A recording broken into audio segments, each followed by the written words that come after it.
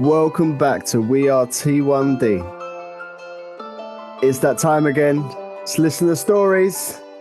Roll the jingle. It's time for a giggle. What's the story? I think it's only right I read this one, Jack, because you've done the last one. Yeah, we'll actually take it in turns this go around. Yeah.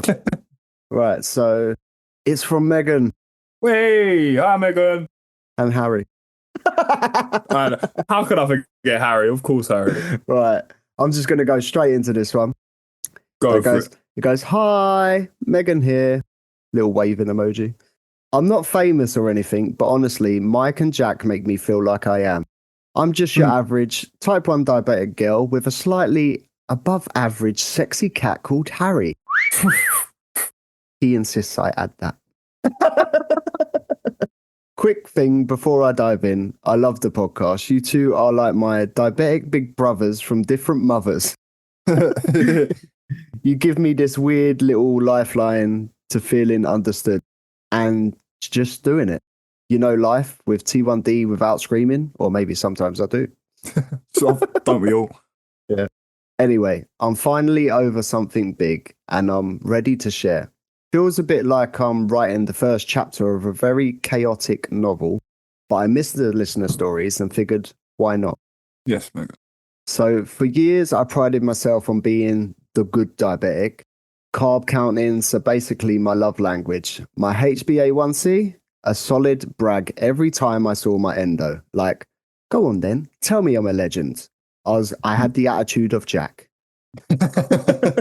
But slowly, and I mean slowly, burnout crept in.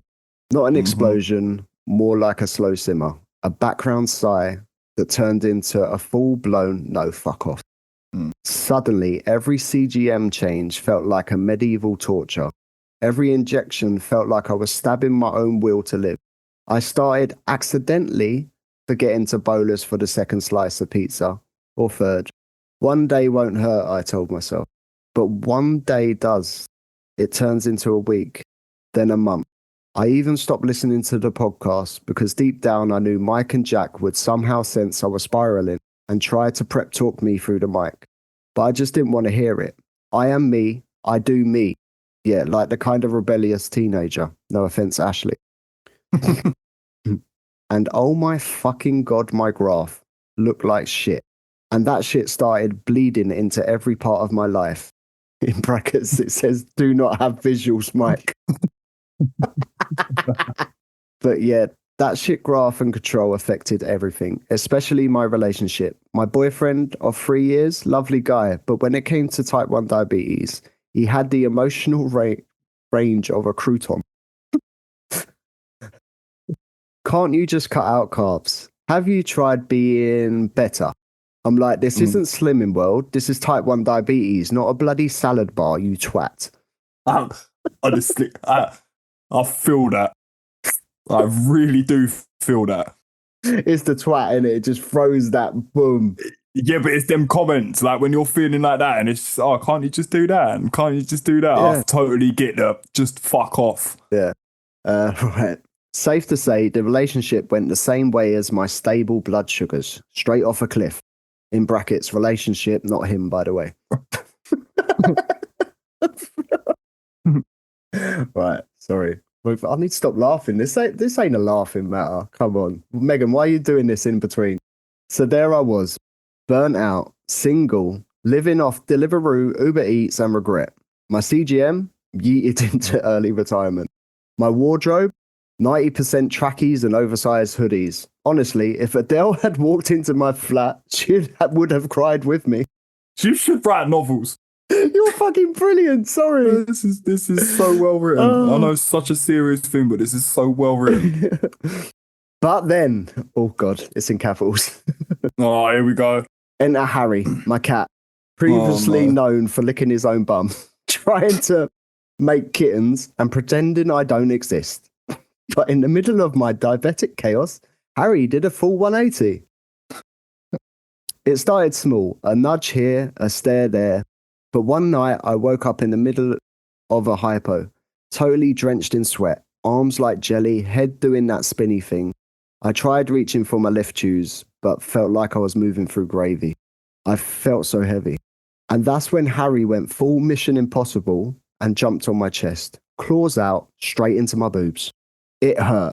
But like, thank God it did, because the pain gave me enough oomph to grab my emergency juice under my pillow, which I forgot about. Yes, it lives under my pillow. No judgment, guys. That's actually a really smart place to put it. Yeah.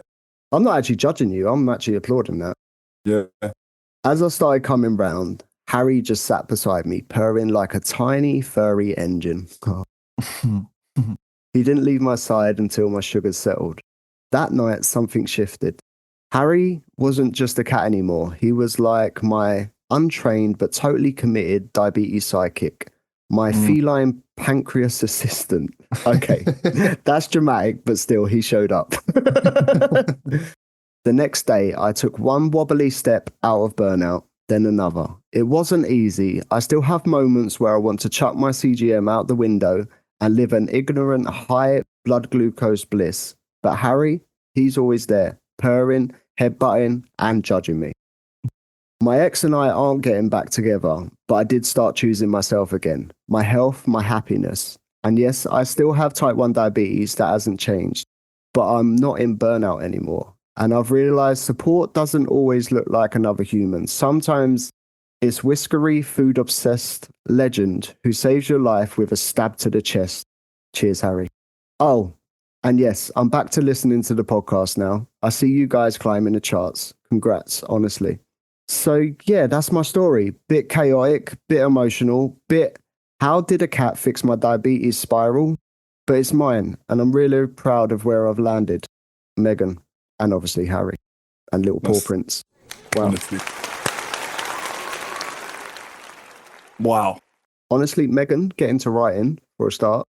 Yeah. If you need something to distract you, I honestly suggest writing. Mm-hmm. But wow, I really felt that. I liked that you added in humor into it, but I also didn't. Yeah, that last, I feel like I've just been through all of your emotions with you. Yeah. Like, I really took that in. Yeah, I got goosebumps. And the first little bit, I can sort of relate to the first bit where you're saying you're so good. Like you said, go on, tell me I'm a legend with the Jack attitude. Like, do you remember a few months ago when I was I've had enough of being good. Yeah. I can't do it. It's just long. I can't do it no more. It's long. I want to be normal. And yeah, that really got me. That really did get to me. So honestly, Meghan, I am so glad you are back on your feet. Yeah, so am I. I'm so happy for you. I'm happy that you're back listening to the podcast, obviously, because we've got one of our listeners back. Yeah, definitely. It all started from emojis. We'll never forget you. Yeah. And wow, Harry as well. Like, what's it's done it before? I've mentioned it on the podcast. Like when I'm hypo, he's been near me and he gives you a little nudge, and like it's crazy how animals can respond. And as I always say, my cat does not give a shit. I think you're too far gone, Mike. Oh, but no, that's amazing. Hopefully he didn't scar you. No. Yeah. Oh, wow. I'm quite speechless. Yeah, I am. Honestly, I'm still trying to process the whole thing. Like, I have that. Honestly, like I say, I really went through the emotions with you there, Meghan. Like, I really felt that. And like I say, I am honestly, genuinely very happy that you're I'm also very sad, back on your feet. That you went through that alone for so long as well. Yeah. Seriously. On the other hand, I know you saying, like, go on, this is the two different perspectives. Sorry, but also, yeah, like, reach out. Seriously. I know it's probably the hardest part to say you're struggling. It is. In anything you do in life, diabetes, whatever, work, to say you're struggling in something, that is the hardest thing, because you feel like you're letting yourself down.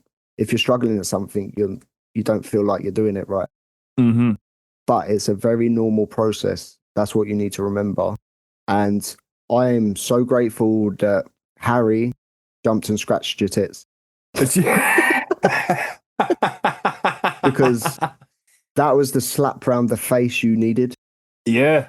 I understand why you feel like I've done my diabetes good for so long. Let me do it shit for this time, which is fine. Everyone goes through their own process of how they do stuff. So I find that totally relatable. But yeah, I'm just proud you've come out the other side. That's it. That is it. Yep. And for anybody else going through burnout, there is light at the end of the tunnel. You are fine. It will be fine. It will get better. And honestly, if you feel like you're going through it alone, message us. Get in touch. Yeah, seriously. I totally get the side of shutting the world out and big fuck you to everyone. I want to deal with this on my own. But I've done that so many times in my life and it never helps. And I went through something quite big not too long ago. I was in a very bad place and it took me a long time, but I spoke out and I did reach out and I spoke to people and I honestly felt better for it. And I honestly felt like I had the support I needed once other people knew what I was going through. Yeah. We're not at school anymore. People don't take the piss. No, and you might think you're the only person in the world going through that problem at that stage in life, but I can guarantee you there is someone out there and more people than you ever will know has either been in your position and are probably going through something similar at the same time. Yeah. And again, the whole reason we done this podcast is so no one ever feels alone. Exactly. I think that's a lovely way to end it this week. So yeah, guys, thanks for listening. And same time, same place, as Jack always says. Exactly that. Same time, same place, everyone. Stay amazing. Just for you, Harry. Meow. I know you can relate, my brother. Thank you for listening, guys. And Meghan, thank you for sharing that, because I know that that's what you call personal. Yeah, that's a big step. And if you want to get anything off your chest and you do have any stories you want to share with us, please get in touch. The email link is in the description of the episode, so you can just click on it and it will take you directly there. And also you can go via the website, which is www.wearet1d.co.uk. No, it ain't. It's .com. No, it's close .com. enough, Jack. You can tell we don't do the website. Yeah, sorry. .com. Yes, we are T1D.com, Bye, everyone. guys. Jack's already left.